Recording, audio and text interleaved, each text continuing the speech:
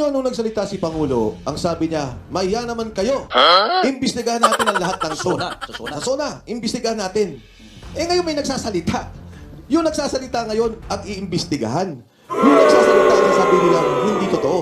Going back, napakahirap po sa mga sundalo na magsalita. They were being offered money. Ino-offeran po sila ng pera para bilhin yung video. Marami pa ha, na litrato at mga video. At tinatakot sila. Alam nyo, hindi ko inaalis na maraming maaaring pwedeng mangyari.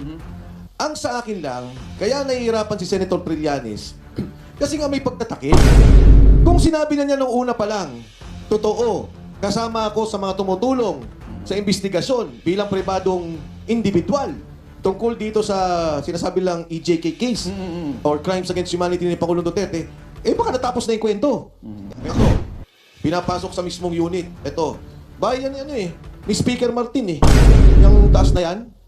Yeah, I believe Speaker Martin Romualdez has a lot to answer for this. Ayan. Kasi naniniwala ako na hindi mangyayari itong flood control scandal na to na hindi alam ni Speaker Agree. Martin.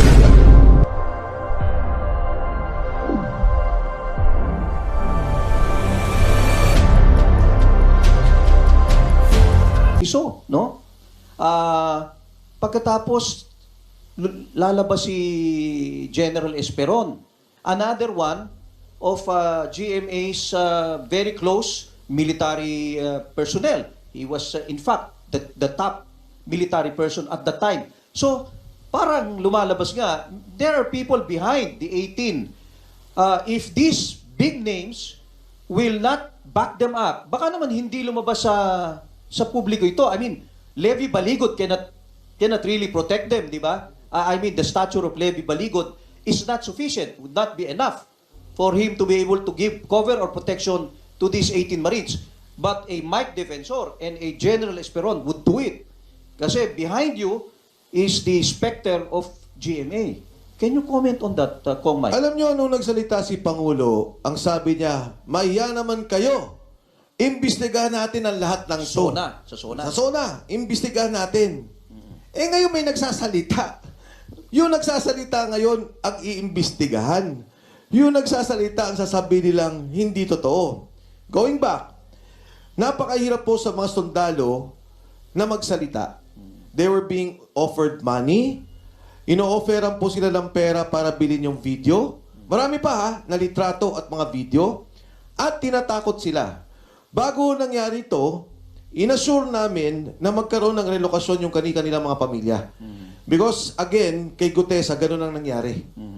Again, lalabas po ako dun sa ebidensya nung nangyari kay Gutesa.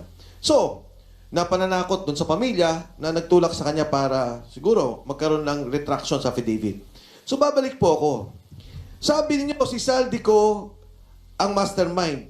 Ito ang walang hiya, ito ang salbahe. Ito ngayon yung mga bata niya. Hindi ba dapat kupkupin natin to? Uy, sino ba yung mga pinagbigyan? Parang whistleblower, ano? Hindi sila whistleblower actually, Ha? Kong Kasi, si Saldico na nagsabi, di ba? Sabi ng gobyerno, eto, meron kang plunder ha, magnanakaw ka. Eto ang kaso mo, ikaw nag-ayos ng lahat ng yan. Tapos sabi ng mga tao niya, boss, eto yung mga delivery ng pera na ginawa namin. Di ba dapat kupkupin yun? Ah, ganun ba? Oo nga no. Eto pala yung mga ninakaw mo at dito napunta sa mga taong to. Kung pupunta tayo sa mas malalim na pagtingin dun sa korupsyon. Eh nangyari, paglabas, sabi, hindi totoo yan. Nagsisinungaling yan. Paano na ba to? But can you address the question of the timing? Okay, the Yung timing, Bakit ganon ka-late? I cannot exactly say why, pero natanggal sila ng trabaho January 18 sa aking pagkakalam. January 18. 2026. 2026. Sa mga taas nila ay may mga general na boss sila. General na retired. I think there are about 2 colonels, 1 major. Okay. Sa taas nila. Ngayon, sabi nga, tiniming nyo doon sa impeachment, tiniming nyo sa ICC. Hindi po totoo yan. 2-3 days before lumabas sila, may tumawag sa amin. Iba-iba. Yung isang retired general, kausap ako, tinawagan. Sabi sa akin, kasama ka ba sa press con bukas? Sabi ko, anong press con? Hindi, may press con bukas, kasama ka ba? Sabi ko, ano nga yan? Sabi niya, yung mga sundalo.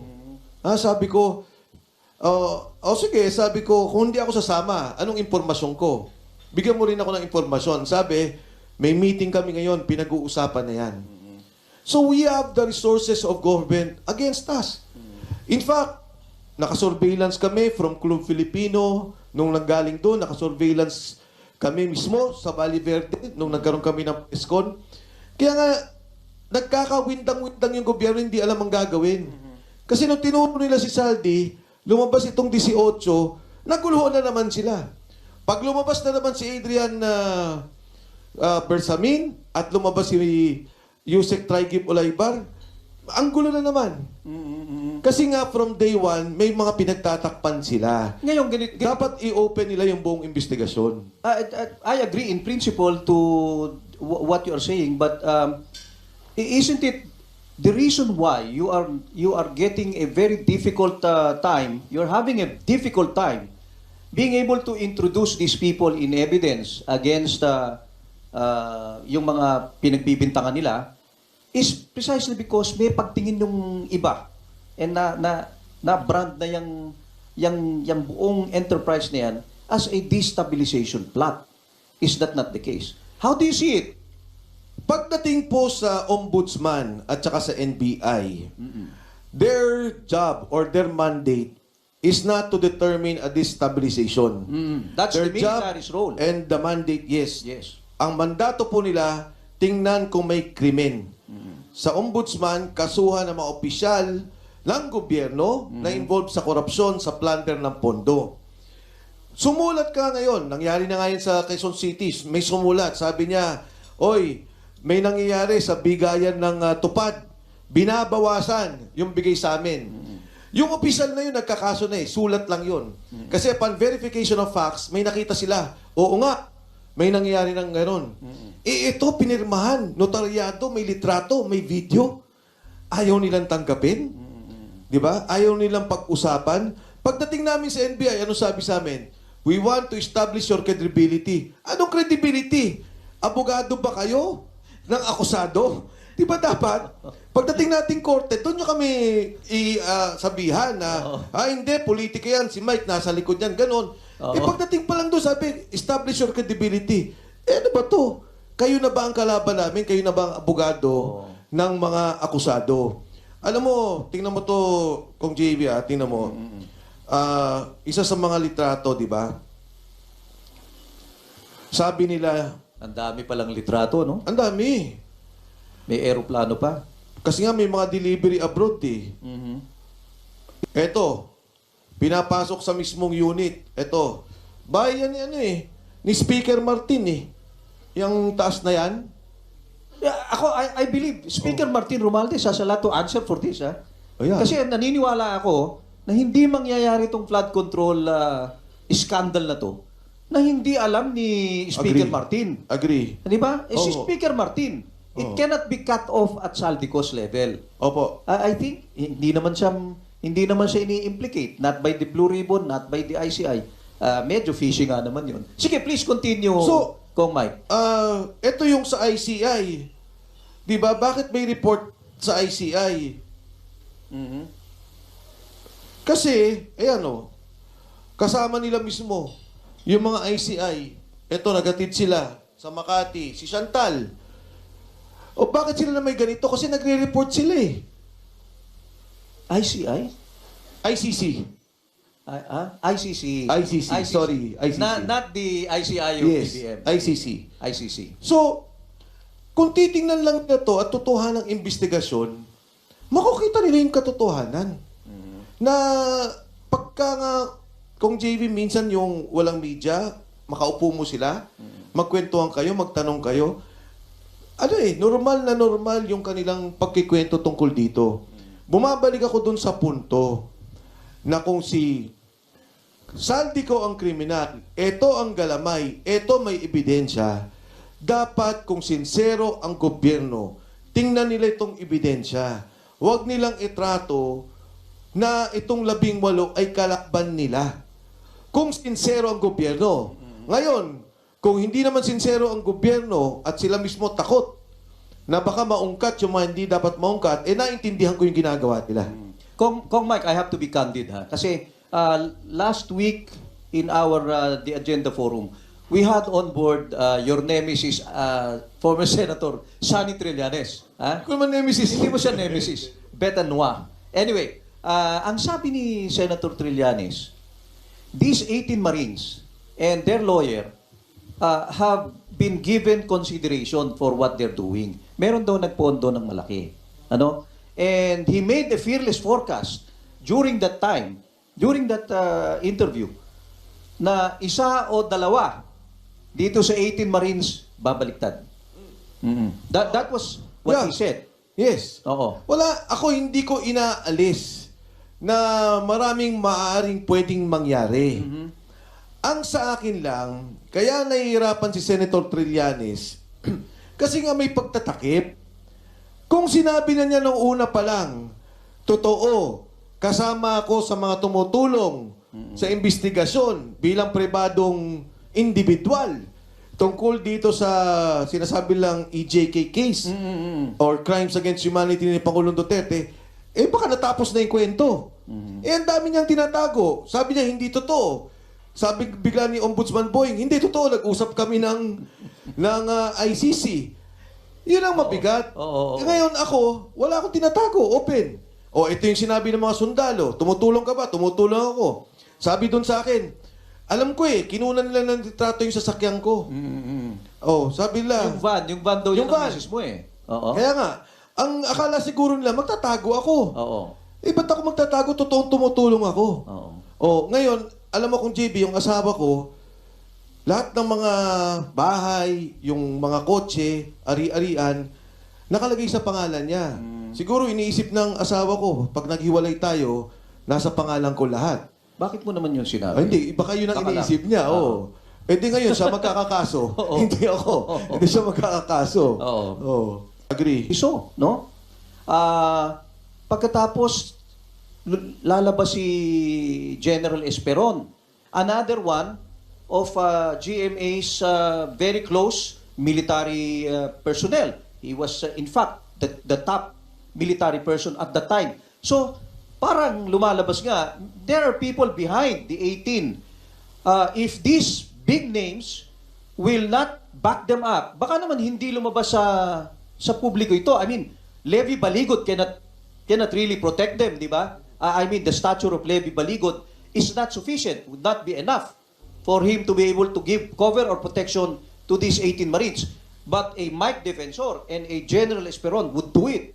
Kasi behind you is the specter of GMA. Can you comment on that, Kong Mike? Alam niyo, nung nagsalita si Pangulo, ang sabi niya, mahiya naman kayo. Imbestigahan natin ang lahat ng to. Sa Sona. Sa Sona, imbestigahan natin. Ngayon may nagsasalita. Yung nagsasalita ngayon, ang iimbestigahan.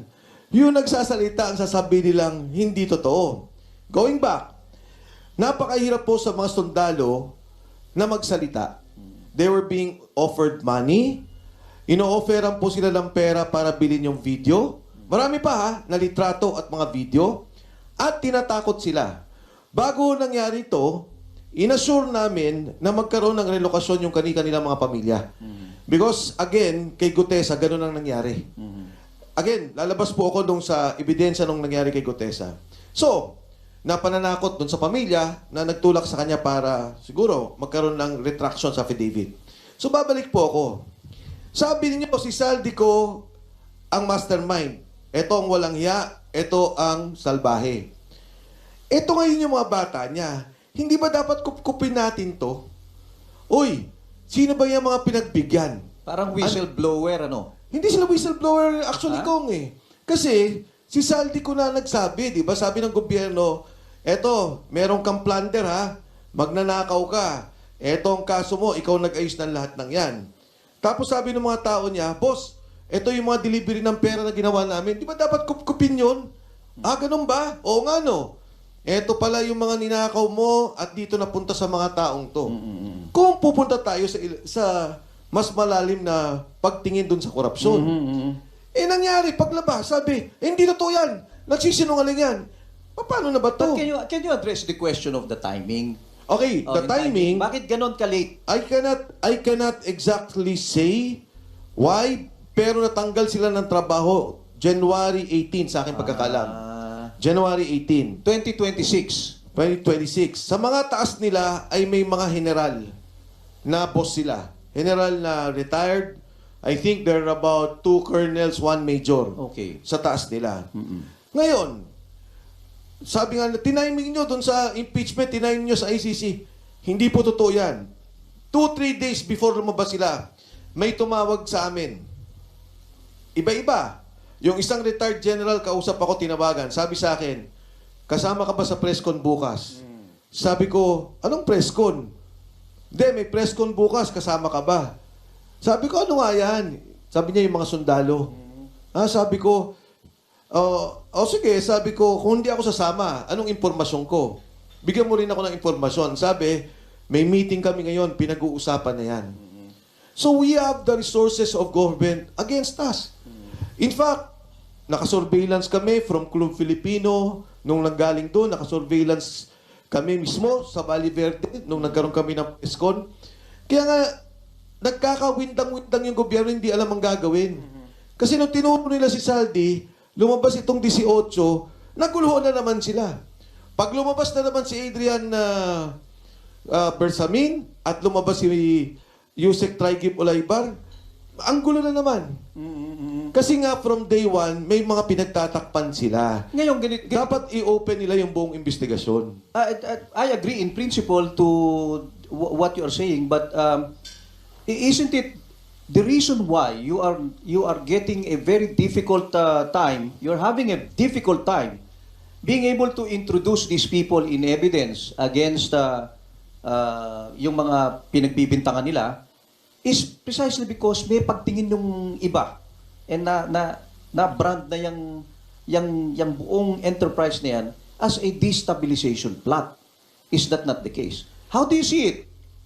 Pagdating po sa ombudsman at saka sa NBI, their job or their mandate is not to determine a destabilization. That's Their the military's role. And the mandate, yes. Yes. Ang mandato po nila, tingnan kung may krimen. Sa ombudsman, kasuhan ng mga opisyal ng gobyerno na involved sa korupsyon, sa plunder ng pondo. Sumulat ka ngayon, nangyari na ngayon sa Quezon City, may sumulat, sabi niya, oy, may nangyayari sa bigayan ng tupad, binabawasan yung bigay sa amin. Yung opisyal na yun, nagkakaso na sulat lang yun. Kasi upon verification of facts, may nakita sila, oo nga, may nangyayari ng gano'n. Ito, pinirmahan, notaryado, may litrato, may video. Ayaw nilang tanggapin. Di ba? Ayaw nilang pag-usapan. Pagdating namin sa NBI, ano sabi sa amin? We want to establish your credibility. Anong credibility? Abogado ba kayo ng akusado? Di ba dapat? Pagdating natin korte, doon nyo kami sabihan na, hindi, politika yan, si Mike nasa likod yan, ganon. Pagdating pa lang doon, sabi, establish your credibility. Ano ba to? Kayo na ba ang kalaban namin? Kayo na ba ang abogado ng mga akusado? Alam mo, tingnan mo to, Kong JV, tingnan mo. Isa sa mga litrato, di ba? Sabi nila, Ang dami palang litrato, no? ang dami. May eroplano pa. Kasi nga may mga delivery abroad eh. Eto, pinapasok sa mismong unit. Eto, bahay yan ni Speaker Martin eh. Yung taas na yan. Yeah, I believe, Speaker Martin Romualdez has a lot to answer for this. Ayan. Kasi naniniwala ako na hindi mangyayari itong flood control scandal na to na hindi alam ni Speaker Agree. Martin. Agree. Di ba? Si Oo. Speaker Martin, it cannot be cut off at Saldico's level. Opo. I think hindi naman siya ini-implicate, not by the Blue Ribbon, not by the ICI. Medyo fishy nga naman 'yun. Sige, please continue, So, Kong Mike. Ito yung sa ICI. 'Di ba? Bakit may report sa ICI? Kasi, kasama nila mismo yung mga ICI. Ito, nagatid sila sa Makati, si Chantal. O bakit sila na may ganito? Kasi nagre-report sila eh. ICI? ICC. ICC. ICC, sorry, ICC. Not the ICI of Yes, PBM. ICC. ICC. So, kung titingnan lang na to at tutuhan ng investigasyon, makukita nila yung katotohanan. Na pagka nga, kung JV, minsan yung walang media, makaupo mo sila, magkwentuhan kayo, magtanong kayo. Normal na normal yung kanilang pagkikwento tungkol dito. Bumabalik ako dun sa punto na kung si Saldico ang kriminal, eto ang galamay, eto may ebidensya, dapat kung sincero ang gobyerno, tingnan nila itong ebidensya. Huwag nilang itrato na itong 18 ay kalakban nila. Kung sincero ang gobyerno. Ngayon, kung hindi naman sincero ang gobyerno at sila mismo takot na baka maungkat yung mga hindi dapat maungkat, naintindihan ko yung ginagawa nila. Kong Mike, I have to be candid ha. Kasi last week in our the agenda forum, we had on board your nemesis, former Senator Sonny Trillanes. Ha? Kung naman nemesis. Hindi mo siya nemesis. Betanwa. Anyway, ang sabi ni Senator Trillanes, these 18 Marines and their lawyer have been given consideration for what they're doing. Meron daw nagpondo ng malaki. Ano? And he made a fearless forecast during that time, during that interview, na isa o dalawa dito sa 18 Marines babaliktad. That was what he said. Yes. Oo. Ako hindi ko inaalis na maraming maaaring pwedeng mangyari. Ang sa akin lang, kaya nahihirapan si Senator Trillanes, kasi nga may pagtatakip. Kung sinabi na niya nung una pa lang, totoo, kasama ako sa mga tumutulong sa investigasyon bilang pribadong individual tungkol dito sa sinasabi lang EJK case or crimes against humanity ni Pangulong Duterte, baka natapos na yung kwento. Ang dami niyang tinatago. Sabi niya, hindi totoo. Sabi bigla ni Ombudsman Boying, hindi totoo, nag-usap kami ng ICC. Yun ang mabigat. Ngayon ako, wala akong tinatago, open. Ito yung sinabi ng mga sundalo, tumutulong ka ba? Tumutulong ako. Sabi doon sa akin, alam ko kinunan nila ng litrato yung sasakyan ko. Sabi nila. Yung van daw yung yung van. misis mo Oo. Kaya nga, ang akala siguro nila, magtatago ako. Oo. Ba't ako magtatago? Totoong tumutulong ako. Oo. Ngayon, alam mo kung JB, yung asawa ko, lahat ng mga bahay, yung mga kotse, ari-arian, nakalagay sa pangalan niya. Siguro iniisip ng asawa ko, pag naghiwalay tayo, nasa pangalan ko lahat. Bakit mo naman yung sinabi? Hindi, baka yun ang Baka lang. iniisip niya.